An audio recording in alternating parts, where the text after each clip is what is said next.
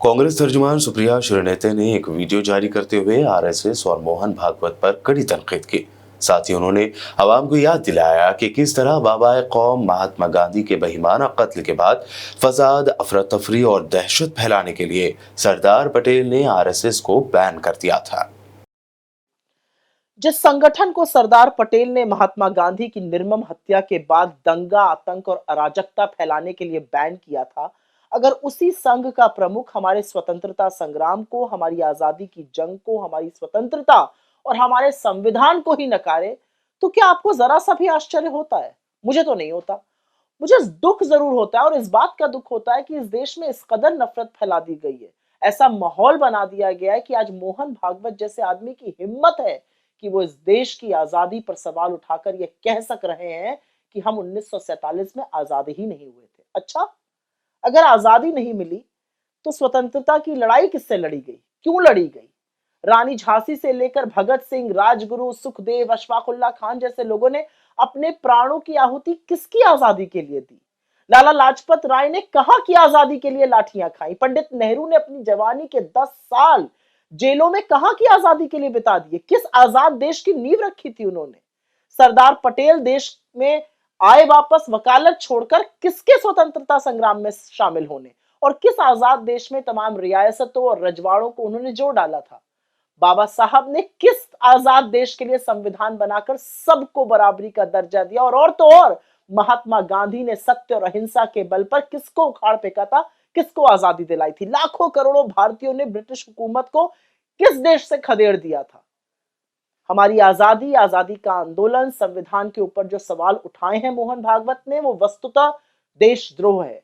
इनकी दिक्कत यह है कि आजादी में इन्होंने अपनी छोटी उंगली का नाखून तो कटाया नहीं, पूरे आंदोलन में इनका कोई योगदान नहीं था, ये तो मखबूरी कर रहे थे, माफीनामे लिख रहे थे, इसलिए ये उस इतिहास को ही नकार देना चाहते हैं। असल में तो इन लोगों को इस देश की आजादी से, स्वतंत्रता संग्राम से, संविधान से नफरत है। जिन्होंने संविधान की प्रतियां जलाई हों, जिन्होंने बाबा साहब के पुतले फूके हों, जिन्होंने 53 साल तक तिरंगे का बहिष्कार किया, वो ना आजादी को समझ सकते हैं, ना देश के संविधान को समझ सकते हैं। असल में इनके अंदर एक कुंठा है, और कुंठा यह है कि इनके पास एक भी ऐसा आदर्श नहीं है जिसका इस पूरे देश में सम्मान हो। इनके आदर्श तो अंग्रेजों की मुखबिरी करते थे, माफीनामे लिखते थे, अंग्रेजों का साथ देते थे, बताते थे कि कैसे 1942 का भारत छोड़ो आंदोलन, उसका कैसे दमन किया जाए। इनको आजादी से इसलिए भी दिक्कत है कि आजादी के बाद देश में संविधान बना, और संविधान ने उन सब लोगों को बराबरी का दर्जा दिया जिनका ये सदियों से शोषण करते आए थे। इनको अपच है कि कैसे दलित, पिछड़े, आदिवासी समुदाय के लोग इनके बगल में बराबरी से बैठने लगे, और अब वो इनका दमन सहने को तैयार नहीं है। वो तो संविधान में दिए हक को लेकर आगे बढ़ रहे हैं, और इसीलिए ये आरएसएस वाले आजादी, आजादी के महानायकों, कांग्रेस के योद्धाओं और आजादी से उपजे संविधान का विरोध करते हैं। और जब ये फंसे तो ये स्टेट शब्द के पीछे छिपने लगे।